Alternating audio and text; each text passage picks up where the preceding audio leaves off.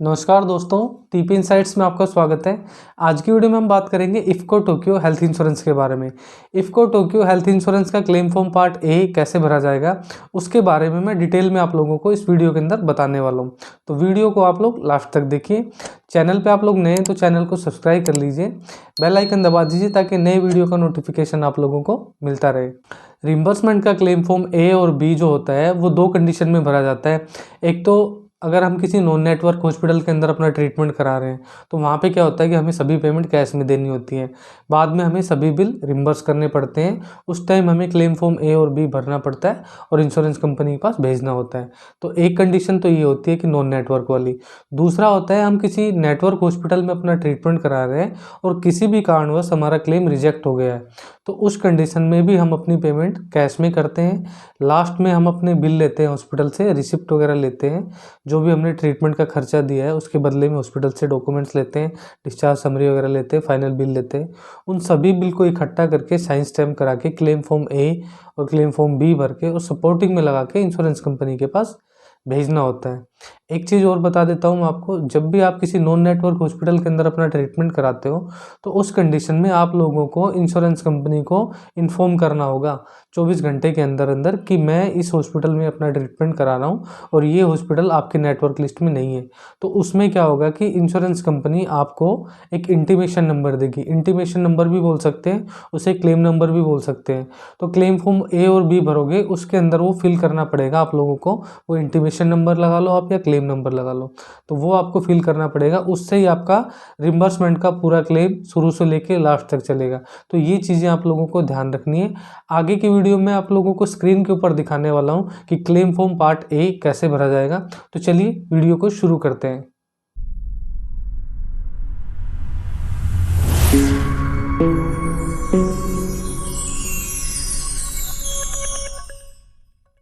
आप लोगों की स्क्रीन के ऊपर इफ़को टोक्यो का क्लेम फॉर्म पार्ट ए खुला हुआ है। तो ये फॉर्म मैं बताता हूँ आप लोगों को कैसे फिल करना है। इसमें सबसे पहले पॉलिसी नंबर डालेंगे। इसमें लिखा हुआ है सबसे पहले details of primary insured. Primary insured का मतलब होता है पॉलिसी का जो मेन मेंबर होता है वो प्राइमरी इंश्योर्ड होता है, उसकी डिटेल यहाँ पे भरनी है, ना कि पेशेंट की डिटेल। पेशेंट की डिटेल का कॉलम नीचे आएगा, वहाँ पे आप लोगों को फिल करना है। यहाँ पे जो पॉलिसी का मेन मेंबर है उसकी डिटेल आप लोगों को भरनी है। पॉलिसी नंबर आएगा, सर्टिफिकेट नंबर अगर आप लोगों को डॉक्यूमेंट्स में दिखता है तो आप डाल दीजिए, नहीं है तो छोड़ दीजिए, कोई कंपलसरी नहीं होता है। मेंबर क्लाइंट आईडी, जैसे फैमिली के अंदर 4 मेंबर है तो सबकी क्लाइंट आईडी अलग अलग होगी, तो यहाँ पे भी पेशेंट की क्लाइंट आईडी नहीं डलेगी, यहाँ पे जो मेन मेंबर है पॉलिसी का उसकी क्लाइंट आईडी डलेगी। तो ये जो डिटेल है आप लोगों को पॉलिसी के जो डॉक्यूमेंट्स है, या तो पीडीएफ है सॉफ्ट कॉपी में या हार्ड कॉपी में आपके पास पॉलिसी के डॉक्यूमेंट्स है, उसमें से देख के फिल करनी है आप लोगों को। यहाँ पे पॉलिसी का जो मेन मेंबर है उसका नाम आएगा, एड्रेस आएगा, स्टेट आएगा, सिटी आएगा और पिन कोड आएगा, मतलब उसका जो परमानेंट एड्रेस है वो यहाँ पे आएगा। फ़ोन नंबर आएगा, मोबाइल नंबर आएगा। Policy of type individual, corporate, employee ID. Individual तो मतलब खुद की कराई हुई पॉलिसी होती है, उसको इंडिविजुअल पॉलिसी बोलते हैं। या अगर हम किसी प्राइवेट कंपनी में, किसी प्राइवेट संस्था में जॉब कर रहे हैं या किसी कॉर्पोरेट के अंदर जॉब कर रहे हैं तो उसको कॉर्पोरेट पॉलिसी बोलते हैं। तो अगर कॉर्पोरेट पॉलिसी पे टिक करोगे आप तो यहाँ पे आप लोगों को एक एम्प्लॉय आईडी होती है, वो एम्प्लॉय आईडी यहाँ पे मेंशन करनी पड़ेगी। अगर इंडिविजुअल पे टिक करते हो तो यहाँ पे एम्प्लॉय आईडी नहीं डलेगी। एम्प्लॉई आईडी डालने के बाद आप लोगों को यहाँ पे कॉर्पोरेट का नाम भी लिखना है। अगर कॉर्पोरेट पॉलिसी, मतलब कॉर्पोरेट का मतलब होता है कोई प्राइवेट संस्था, कोई प्राइवेट कंपनी, उसको कॉर्पोरेट बोलते हैं, उसका यहाँ पे नाम मेंशन करना है। आगे लिखा हुआ है on the date of hospitalization are you an employee oblique member of the group. अगर आप एम्प्लॉय हो तो यहाँ पे टिक करना है, मेंबर हो तो भी यहाँ पे टिक करना है यस पे, नहीं हो तो यहाँ पे नो कर देना है। उसके बाद आगे लिखा हुआ है details of insured history, insured नहीं सॉरी इंश्योरेंस हिस्ट्री, यहाँ पे लिखा हुआ है आगे देखिए डिटेल्स ऑफ इंश्योरेंस हिस्ट्री। यहाँ इसका थोड़ा फ़ॉन्ट साइज थोड़ा बहुत छोटा है तो इस वजह से पढ़ने में भी थोड़ा प्रॉब्लम आ रहा है। आगे है इसमें currently covered by any other mediclaim oblique health insurance.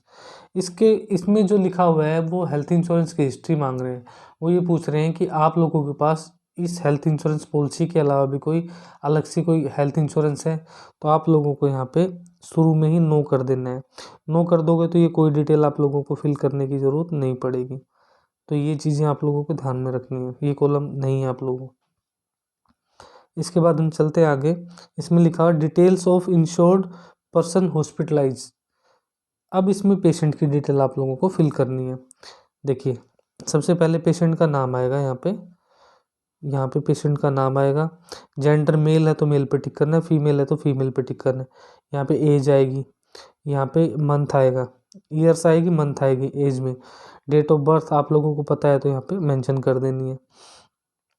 आगे लिखा हुआ relationship with primary insured. Primary insured के साथ क्या रिलेशन है? सेल्फ, वो खुद है बंदा जो पॉलिसी का मेन मेंबर है। प्राइमरी इंश्योर्ड जो है, स्पाउस उसकी वाइफ है, चाइल्ड है तो चाइल्ड पे टिक करना है, फादर है तो फादर पे, मदर है तो मदर पे टिक करना है, अदर है तो अदर पे टिक करना है। अलग कोई रिलेशन है तो यहाँ पे मेंशन करना है टिक करके अदर पे। उसके बाद ऑक्यूपेशन लिखा हुआ है कि क्या करता है ये बंदा जो ट्रीटमेंट लिया है, जो पेशेंट है। सर्विस करता है, सेल्फ एम्प्लॉय है, होम मेकर है, हाउसवाइफ टाइप में है कोई, और स्टूडेंट है, रिटायर्ड पर्सन है, अदर कोई है तो यहाँ पे टिक करके यहाँ मेंशन कर देना है। यहाँ पे एड्रेस आएगा, सिटी आएगी, पिन कोड आएगा, फ़ोन नंबर आएगा, स्टेट आएगा, ईमेल आईडी आएगी। ये आप लोगों को मेंशन कर देनी है। आगे चलिए, इसमें लिखा हुआ डिटेल्स ऑफ हॉस्पिटलाइजेशन। अब यहाँ पे हॉस्पिटलाइजेशन होने की डिटेल लिखनी है। हॉस्पिटलाइज हुए हो तो आप कहाँ कहाँ हॉस्पिटलाइज हुए हो, किस डेट में हुए हो, किस कंडीशन में हुए हो, तो वो सारा इसमें आप लोगों को आगे फिल करना है। Name of the hospital where admitted, यहाँ जिस हॉस्पिटल में आप एडमिट हुए हो उस हॉस्पिटल का नाम आएगा। उसके बाद लिखा हुआ है रूम कैटेगरी ऑक्यूपाइड, मतलब डे केयर, मतलब डे केयर में कोई प्रोसीजर हुआ है तो यहाँ पे टिक करना है। सिंगल ऑक्यूपेसी प्राइवेट रूम का है, ट्विन शेयरिंग सेमी प्राइवेट का है। अदर इसमें लिखा हुआ है जो बेड पर रूम और मोर बेड्स अदर रूम, मतलब ये जनरल वार्ड वगैरह या 3 से 4 रूम वाला कोई अलग से कोई बना रखा है तो वो अदर में आ रहा है, इसमें उसको जनरल वार्ड में आप टिक कर सकते हो। Hospitalization due to injury, illness, maternity, आप इंजरी से एडमिट हो तो इंजरी पे टिक करोगे। इलनेस, कोई बुखार वगैरह हुआ है या कोई वायरल फीवर है तो उस पर टिक करोगे। और मैटरनिटी मतलब प्रेगनेंसी से रिलेटेड कोई है तो उस पर टिक करोगे। अब इसके बाद लिखा हुआ है अगर आप इंजरी पे टिक करोगे तो यहाँ पे आप लोगों को मेंशन करना है date of injury oblique date of disease first detected, date of delivery. इसमें जो भी आप लोग टिक करोगे उसकी यहाँ पे आप लोगों को आगे डेट यहाँ मेंशन करनी पड़ेगी। अगर इंजरी की डेट है तो इंजरी की, डिजीज़ की है तो डिजीज़ की, और डिलीवरी की जो डेट है वो यहाँ पे मेंशन करनी पड़ेगी, जो इसमें से आप टिक करोगे।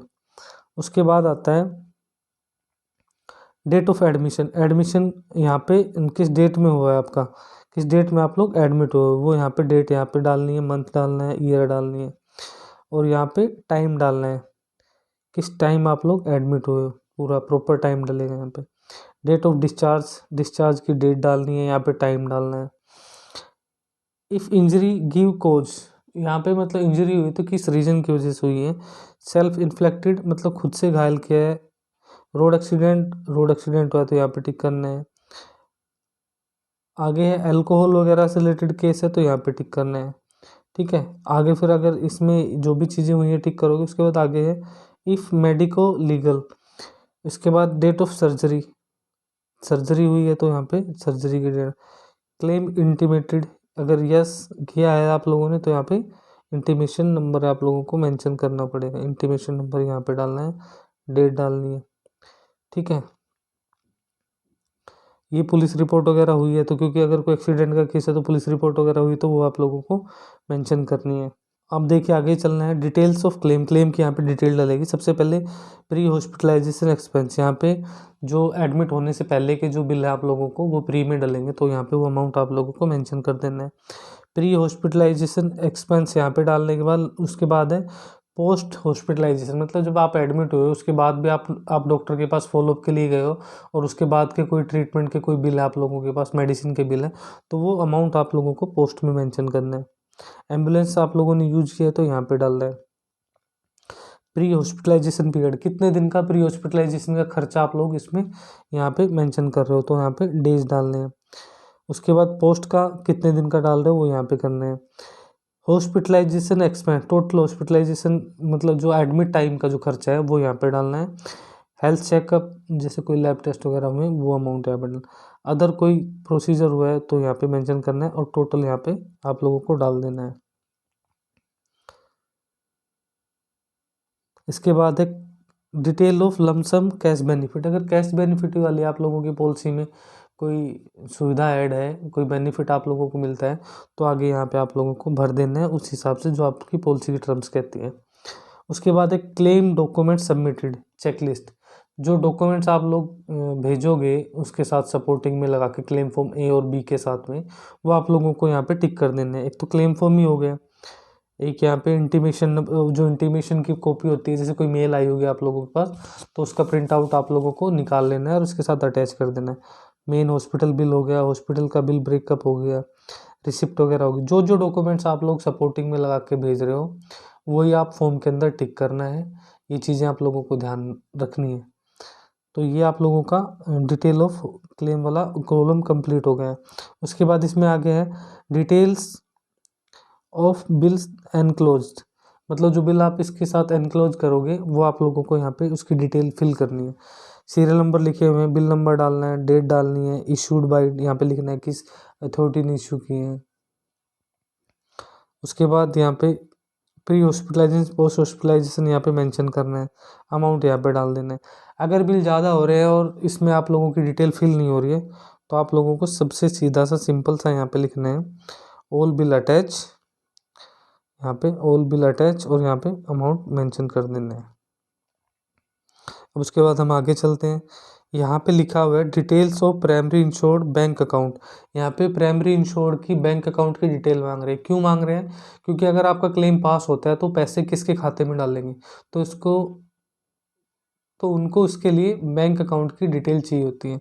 तो यहाँ पे पैन नंबर डालना है, यहाँ पे अकाउंट नंबर डलेगा, उसके बाद बैंक का नाम आएगा, ब्रांच आएगी, यहाँ पे चेक नंबर आएगा, जो चेक आप लोग उसके साथ अटैच करोगे फॉर्म के साथ वो मेंशन करोगे चेक नंबर, बैंक का IFSC कोड आएगा यहाँ पे। तो ये कॉलम आप लोगों का कंप्लीट हो गया। उसके बाद आगे देखिए, ये डिक्लेरेशन आप लोगों को पढ़ लेनी है।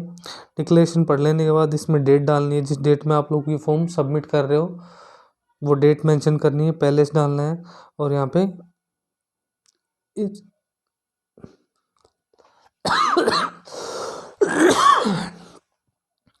यहाँ पे लिखा हुआ है सिग्नेचर ऑफ द इंश्योर्ड। जो इंश्योर्ड पर्सन है, जो पॉलिसी में जो इंश्योर्ड पर्सन जो ट्रीटमेंट ले रहा है, जो मरीज है, जो पेशेंट है, उसके यहाँ पे सिग्नेचर होंगे और ये आप लोगों का claim form part A complete हो जाएगा। नेक्स्ट वीडियो में मैं आप लोगों के लिए क्लेम फॉर्म बी के बारे में बताने वाला हूँ, तो नेक्स्ट वीडियो का आप लोग इंतज़ार कीजिए। तो आज की वीडियो मैंने आप लोगों को बताया कि इफ़को टोक्यो हेल्थ इंश्योरेंस का क्लेम फॉर्म पार्ट ए कैसे भरा जाएगा रिम्बर्समेंट के केस के अंदर। पूरा डिटेल में मैंने आप लोगों को समझा दिया है। फिर भी आप लोगों के मन में कोई डाउट है या कोई सवाल है या कोई वीडियो को लेके कोई सवाल है आपके मन में, तो आप मुझे कमेंट सेक्शन में लिख के भेजिए, मैं आप लोगों को आंसर ज़रूर दूंगा। इसके अलावा आपके हेल्थ इंश्योरेंस क्लेम में कोई क्वेरी है, वो क्वेरी भी आप लोग मुझे शेयर कर सकते हो, उसके बारे में भी आप मुझसे सवाल पूछ सकते हो, उसका भी जवाब मैं आप लोगों को ज़रूर दूंगा। वीडियो आप लोगों को अच्छी लगी हो तो वीडियो को लाइक कर दीजिए, चैनल को सब्सक्राइब कर लीजिए, बेल आइकन दबा दीजिए ताकि नए वीडियो का नोटिफिकेशन आप लोगों को मिलता रहे। तो आज की वीडियो में इतना ही, मिलते हैं नेक्स्ट वीडियो में, तब तक के लिए नमस्कार।